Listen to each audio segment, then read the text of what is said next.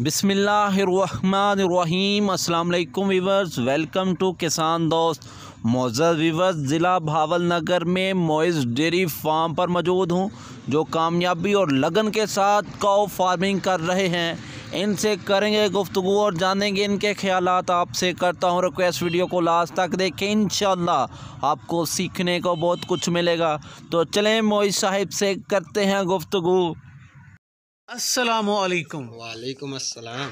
Sir कैसे हैं आप? करम है अल्लाह का सर जी, शुक्र है। सर आपका नाम? मोइज़ ज़ुबैर। मोइज़ साहब किस इलाके से हैं आप? बहावल नगर से सर। बहावल नगर बफलो फार्मिंग के हवाले से पाकिस्तान भर में मशहूर है, लेकिन आप को फार्मिंग कर रहे हैं, अजीब सा लगता है, क्या कहेंगे? सर जी हमें शौक ही सिर्फ काव का था, इसलिए हमने काव ही रखी है सर जी। अच्छा, को फार्मिंग कितने सालों से कर रहे हैं? तकरीबन हो गए 2-2.5 साल हो गए।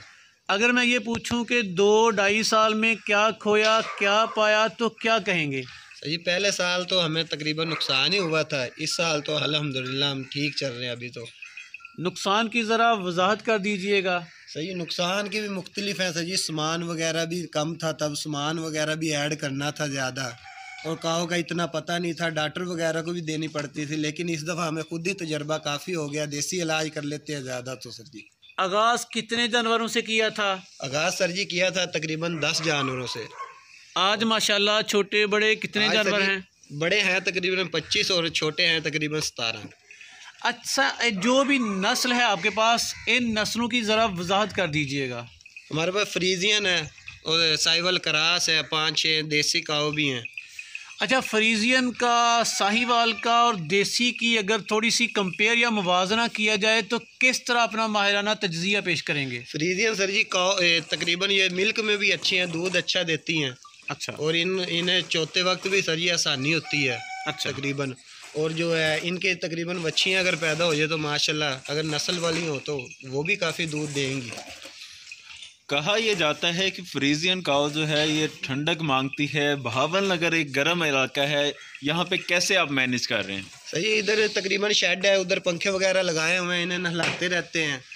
और भी मज़ीद इन्हें जो है ग्लूकोज वगैरह भी देते रहते हैं, तकरीबन और भी काफ़ी करते हैं इनका।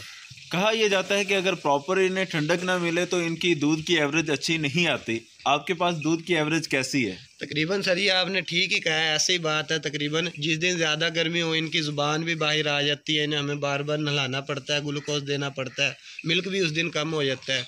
ये ज़्यादा सर जी फ्रीजियन ये भी हैं, ज़्यादा हीट में होती हैं तो बार बार इन्हें करवाना पड़ता है, कोई एक आधी दफ़ा ही ना तकरीबन रुकती हैं। ये नॉर्मली कितना दूध दे रही हैं फ्रीजियन काउस? हमारे पास तो है सर जी, एक जो काव है फ्रीजियन वो 30 किलो एक टाइम का देती थी, लेकिन अब वो प्रेग्नेंट है, अभी तो वो है तकरीबन 16 किलो पे। सही। बाकी भी तकरीबन है 20 किलो 16 किलो में ही है फ्रीजियन, इससे कम कोई भी नहीं है। बाज कम वो होते हैं, बंदा शुरू तो कर लेता है लेकिन बाद में पछताता है। आपने यहाँ पे फ्रीजियन काउस रख तो ली, अब क्या अब मुतमईन है या कि मजीद बढ़ाना चाहेंगे? सही, वो ही मैंने आपको जैसे पहले ही बात की है कि पहले साल जब हमने किया था तब नुकसान था, फिर भी हमने काम स्टार्ट रखा, लेकिन अब उम्मीद है अल्हम्दुलिल्लाह हम ठीक चल रहे हैं अभी तो। आपने कहा कि डॉक्टरों को काफ़ी पैसे देने पड़ते थे पहले साल में, इनमें कौन सी ऐसी बीमारियां हैं जो कॉमन है? सही, इन्हें ज़्यादा ये प्रेग्नेंट होती हैं तो ये जो होता है दूध वाला जो चड्डा जिसे कहते हैं वो उधर उसमें हवा वगैरह भर लेती हैं। उनके जो डॉक्टरों को हमने काफ़ी बुलाया है तो वो इंजेक्शन वगैरह लगाते रहते थे, मतलब कि नहीं होता था इतना फ़ायदा, लेकिन फिर हम जब देसी इलाज वगैरह लहसुन की जो है खीर वगैरह देते थे तो ठीक हो जाता था। सही। आपने बताया कि तकरीबन 25 बड़े जानवर और कुछ छोटे जानवर भी हैं आपके पास, और शुरू आपने 10 जानवर से किया था, तो उसमें मजीद कुछ खरीदे थे या कि वही बढ़ते हैं? नहीं सर जी, वो 10 के तो वो तो जो छोटे जानवर हैं उनके जो पैदा हुए हैं वो है, और जो बाकी मजीद खरीदे हैं सर जी। और कितने साल हो गए इस फार्मिंग में? 2.5 साल हो गए सर। 2.5 साल के बाद आप क्या नतीजा निकालते हैं कि आपको प्रॉफिटेबल रहा सही मानों में? नहीं सर जी, इस दफ़ा तो अल्हम्दुलिल्लाह प्रॉफिट आया सर जी। पिछले साल मुनासिब नहीं नहीं सर जी।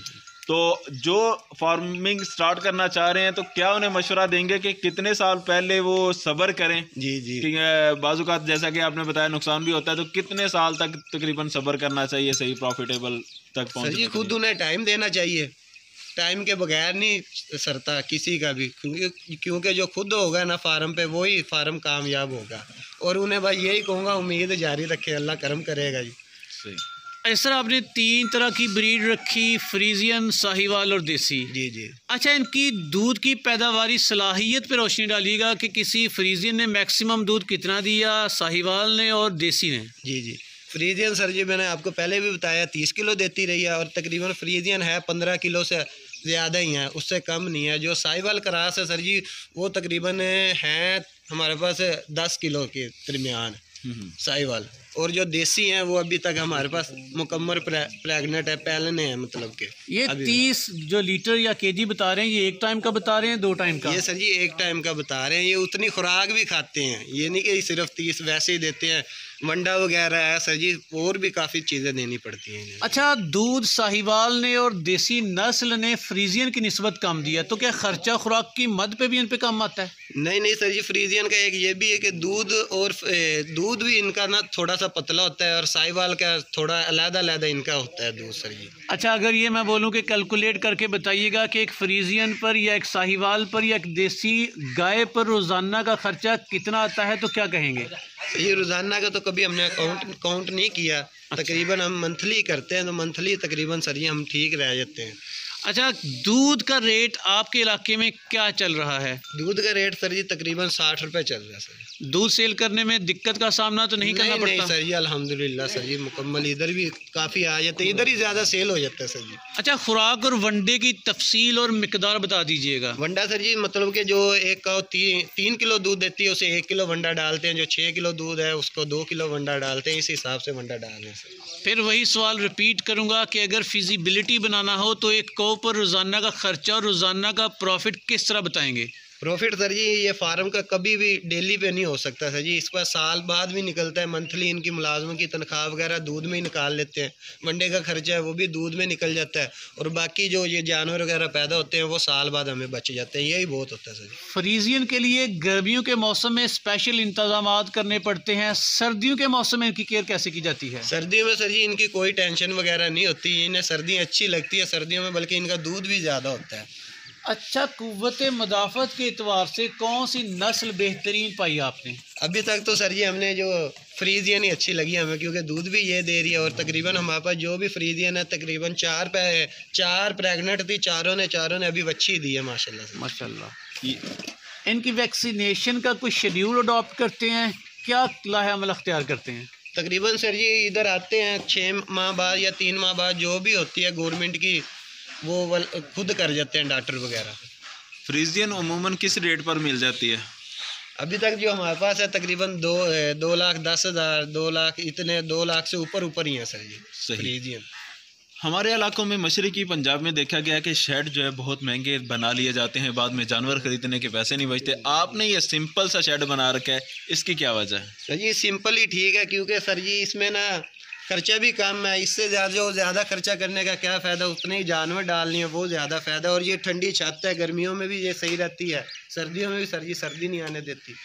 ये सिंपल सी जो छत आपने बना रखी है, इस पे टोटल खर्चा तकरीबन कितना आ गया छत पे और ये सारे हाथे पे? सही है, इधर मुकम्मल छत का तो मुकम्मल अकेला नहीं बता सकता, पूरे तकरीबन लग गया था 2-2.5 लाख 3 लाख लग गया था तकरीबन मुकम्मल इस वक्त।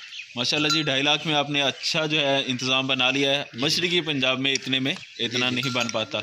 दूसरा जानना चाहेंगे लेबर के हवाले से कि जैसे मशरकी पंजाब में लेबर की बहुत ज़्यादा प्रॉब्लम चल रही है, क्या ये प्रॉब्लम इस इलाके भावल नगर में भी है? सर इतने जानवरों के लिए तो तकरीबन ना दो ही आदमी काफ़ी हैं, लेकिन फिर भी हमने 3 रखे हुए हैं माशाल्लाह, तीनों लड़के हमारे ठीक हैं। यहाँ पे सैलरी क्या चल रही है लेबर की? हम तो इन्हें दे रहे हैं 15 हज़ार रुपये सर जी। सही। हाँ जी सर। अच्छा, ये बताइएगा कि इतने जानवरों के लिए आपने चारे के लिए जगह कितनी मुख्तस कर रखी है? सर ये इतने जानवरों के लिए तकरीबन है हमारे पास 10 किले हैं सर जी तकरीबन, वो भी हमें ज़्यादा उसके अंदर पट्ठे जो वगैरह सेल करने पड़ते हैं, इतने ज़्यादा ये पट्ठे नहीं खाती। 10 किले हमारे तैयार हो जाए तो उसमें ज़्यादा सर जी हम जो इसकी आली वगैरह है, जो गोबर वगैरह वो डाल देते हैं। इधर जो भी जो है ना मुकम्मल सबसे ज़्यादा अच्छे हमारे पट्ठे होते हैं, क्योंकि ज़्यादा आली हमारे पास ही होती है। जैसे कोई खाली होती है तो हम उसमें आली वगैरह डाल के, हमें ज़्यादा ना DIP वगैरह जो यूज़ करनी पड़ती है, ना सोना यूरिया, हम वैसे ही माशाल्लाह तैयार कर लेते हैं जी पट्ठे वगैरह। इस टाइम तो चल रही है बरसेम। कहा जाता है कि कॉस, फ्रीजियन कॉस को अगर साइलेज पे पाला जाए तो रिज़ल्ट अच्छे मिलते हैं। जी सर जी, लेकिन सैलेज का अभी हमने किया नहीं, इंशाल्लाह इस साल में हम करेंगे, सैलेज का भी सोचेंगे। अच्छा, दुनिया भर से लोग आपको देख रहे हैं, फ्रीजियन को फार्मिंग के हवाले से या डेयरी फार्मिंग के हवाले से आप उनको मशवरा क्या देना पसंद करेंगे? मैं सर जी यही कहूँगा कि पहले साल या 2-3 साल उन्हें इंतज़ार करना चाहिए, मज़ीद आगे इंशाल्लाह आप देखेंगे तो उन्हें फ़ायदा ही होगा। बहुत बहुत शुक्रिया कि आपने इतनी ज़्यादा इन्फॉर्मेशन दी। अल्लाह ताला मज़ीद आपके कारोबार में बरकत दे। जज़ाकल्लाह। अस्सलाम वालेकुम।